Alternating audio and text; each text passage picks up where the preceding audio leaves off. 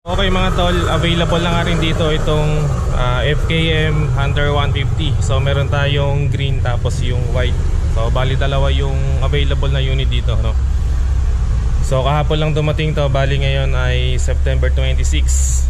So ayan, meron silang dalawang available dito. So mas mataas pala yung manibela nung Ranger 150 compare natin dito sa Hunter.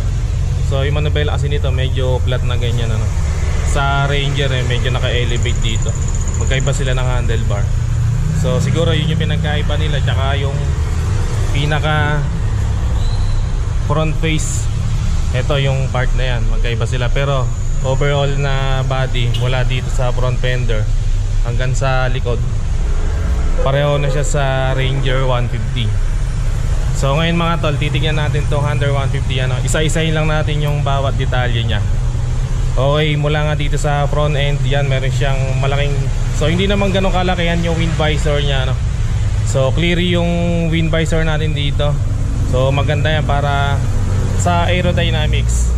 So hindi siya adjustable. Tapos dito nakapwesto yung turning signals natin, ano? Yan, LED na yan. Tapos sa pintura nya, dito talaga ako nagandahan. Very premium ng paint job na ginawa dito. Then yung ano niya, sticker o yung decals, hindi mo siya mababakbak kasi parang nakano siya, naka top coat. Ayan, no? Unless na lang kung magpaparap ka, pag nagsawa ka sa kulay, iparap mo na lang kaysa mag-repaint ka, no? Para maibalik mo pa rin yung dating design niya. Ayan yung decals niya mga tol, meron siyang parang kidlat dito, no? Tapos meron siyang branding ng FKM. Tapos dito sa likod, yan, meron siyang Hunter 150 yung pinaka branding niya. Tapos yan, meron siyang design na ganito dito.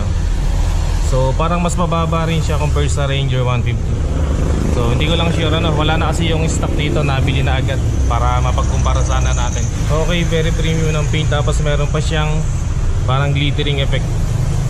And nagustuhan ko rin yung design ng footpegs dito, no, ng backrider. So pipindutin mong ganyan para lumabas. Yan, kapag ibabalik mo naman, konting pindot lang para mag-lock. And yung plastic niya dito, rough yung texture. So para siyang naka anti-scratch. So balik tayo mga tol dito sa unahan, ano. So ito talaga yung nagdala dito, itong design niya, no. So gas-gas na to. Bali yung mukha niya ay kinuha doon sa mukha ng BMW 1300, ano, yung pinaka-latest ng GS ng BMW. So ayan, meron siyang X-shape dito, no? Tapos sa gitna meron siyang projector light dito, no? Tapos LED na lahat yan. Ayan, no? Napakaganda. So yung lens niya premium din ng pagkakayari, ano? So hindi rin parang hindi siya pipitsugan kumbaga. So maganda yung lens na ginamit. Tapos yung texture nung plastic dito is makinis. Yan, meron pa siyang air scoop dito, no? Tapos meron pa siyang mga design na ganyan, no? So ito talaga yung nagdala. Tapos ang isa rin sa nagustuhan ko, ito yung built-in na MDL lights.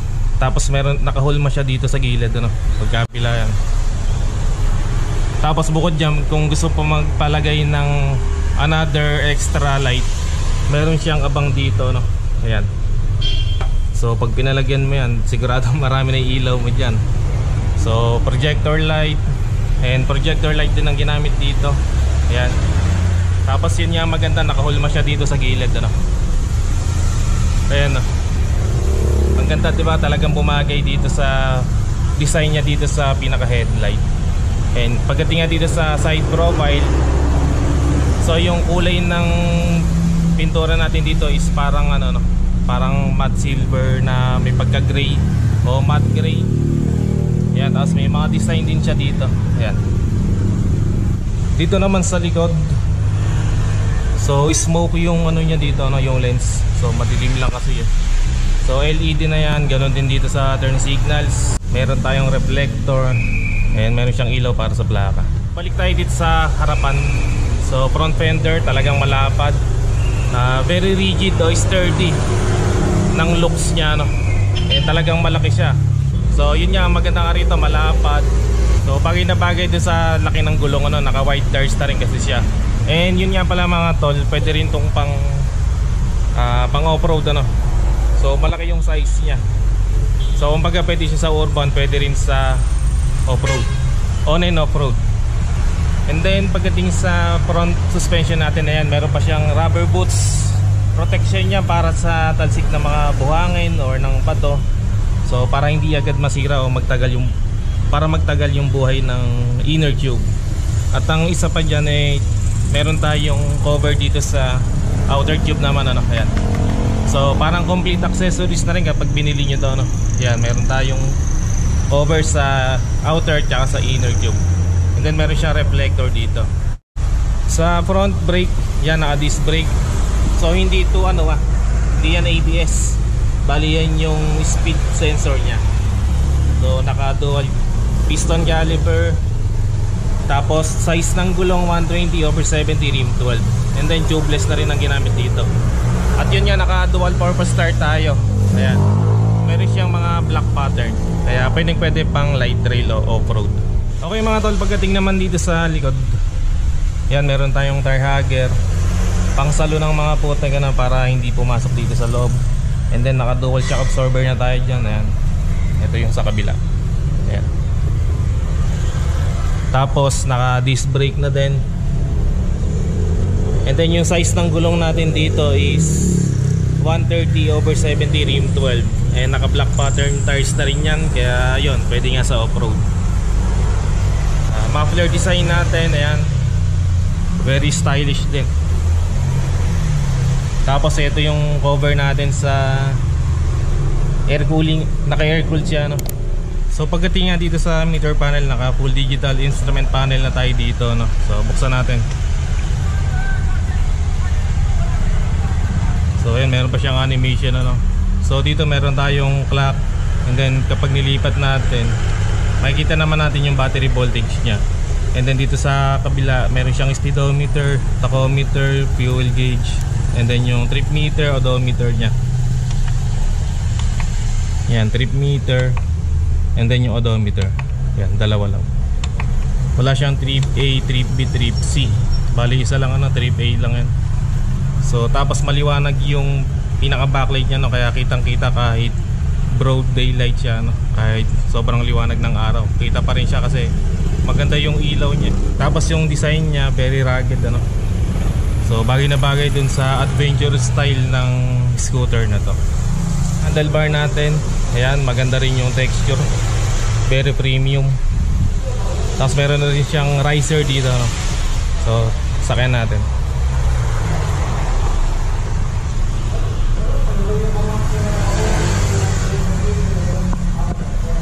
So dito sa switch sa handlebar, so dito meron tayong engine kill switch, on and off ng headlight, then yung electric push start, handle grip. So maganda rin makapit, ano. Tapos meron siyang bar end dito. Then dito naman sa kabila, high and low beam, yung turn signals natin. Tapos meron siyang hazard light switch dito, ano, ayan. Tapos yung busina natin, busina. Okay. Pagdating naman sa ignition switch natin, mga tol, so ito yung susi niya, no? Naka mechanical key shutter tayo dito, ayan. So kapag on natin, pihit lang ng sa kanan. Tapos kapag open natin yung upuan, sagad lang natin dito sa kanan, ano, para ma-access natin yung ilalim ng upuan. And then meron siyang USB charging port dyan, ayan, para sa mga mobile gadgets. Tapos meron siyang bulsa dito, ayan. Yan yung itsura ng regular size ng smartphone, ano. So I think 5 inches tong cellphone natin. So saktong-sakto lang. Tapos maglalagay ka ng cord, pwede mo nang ma-charge yung cellphone mo. And syempre meron siyang utility hooks, ayan, napopol siya sa paloob, ano, na itatago, ayan. Tapos meron siyang cup holder dito, so natatanggal yan. Syempre hindi mawawala yung footboard niya, no? So yung lawak niya palapad, hindi siya pahaba, kaya sakto lang din. Tignan nyo.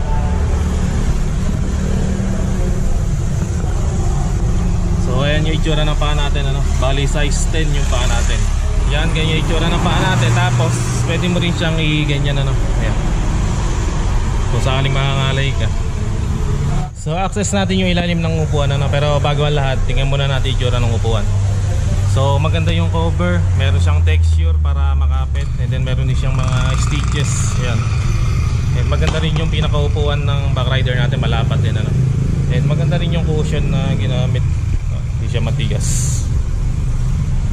Saan natin ilalim?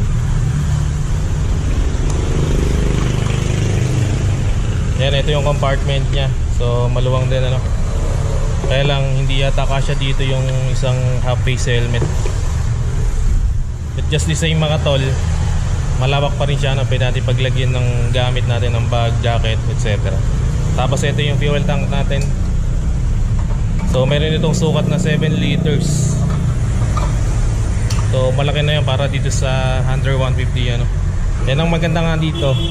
Ito meron na siyang kasamang top box bracket. So hindi nyo na kailangan bumili kapag nag-acquire kayo nito. Yan ang maganda dyan, kapag nag-acquire kayo nito, meron pa siyang kasamang top box from SEC. So ganun kasulit to no? Meron na siyang top box bracket, tapos hindi mo na kailangan ng top box kasi libre na kapag na bumili ka ng isa. And matibay yung bakal niya no? Makapal. So pwede rin siyang maupuan ano? Matigas siya. Solid. Pagdating naman sa dimension mga tol nitong Hunter 150. So ang seat height nito ay 750mm. So bali 5'7" yung height natin, and hindi naman tayo rito masyadong tiptoed ano. So saktong-sakto lang din. And meron itong ground clearance na 140mm. So medyo mataas din, kaya pwede sa mga light trail ano. So yun nga pang ano siya. Pwede rin siyang dual sport kumbaga. And pagdating naman sa timbang nito, may bigat lang ito, 124 kilograms. And ang kanyang wheelbase is 1,310mm. So pagdating mga tol sa makina, gumagamit ito ng 150cc air-cooled 2-valve single overhead cam fuel injected engine. And meron itong lakas na 11.5 horsepower at 7,500 RPM. And meron siyang 12.2 Newton meters of torque at 6,500 RPM. And pagdating nga mga tol sa fuel consumption nitong Hunter 150 as per Sir Boyet Salavaria, so naglabas siya nito yung Hunter 150. So nag-post siya no, bali kaya nitong umabot hanggang 39 kilometers per liter. So not bad na rin para dito sa Hunter 150 na yun nga 150cc yung makina. And I think urban riding pa lang yung ginawa niya no, kumbaga sa city pa lang. Wala pa doon yung long drive ano. Siguro pagdating sa long drive nito mas tataas pa yung fuel consumption niya. And pagdating nga mga tol sa presyo, ang SRP ng Hunter 150 ay 78,000 pesos. At ang minimum down payment nila para dito is 30% ano, which is nasa 23,400. So ganun yung down payment niya. And pagdating naman sa monthly installment niya for 36 months is nasa 2,700 pesos. At syempre mga tol, hindi mawawala yung mga freebies ano. So ayan, i-flash ko na lang sa screen nyo. And ngayon nga mga tol, bali yung dalawang stock nila dito is nakakuha na rin ano. So siguro sa mga magpapareserve sa next batch na ano, sabi nila dito is by October daw magkakaroon ulit sila ng third batch na delivery ng FKM Hunter 150 at ng Ranger 150. And siguro kasama na rin dun yung Fyro 180, yung version 2 ano. Kaya sa mga magpapareserve, so ilalagay ko na lang yung number ng FKM Cabanatuan dito para rekta na kayong tatawag sa kanila. Okay mga tol, so hanggang dito na lang muna kung umabot ka sa part ng video na to. And sa mga solid viewers natin dyan, maraming salamat mga tol sa panonood. At kung bago ka lang sa channel na to, huwag na magatubili pang mag-subscribe at paki-on na rin ng notification bell para ma-notify ka pag may bago tayong upload. Meron din tayong Facebook page, paki-like and follow na rin. Maraming salamat mga tol, always ride safe and God bless.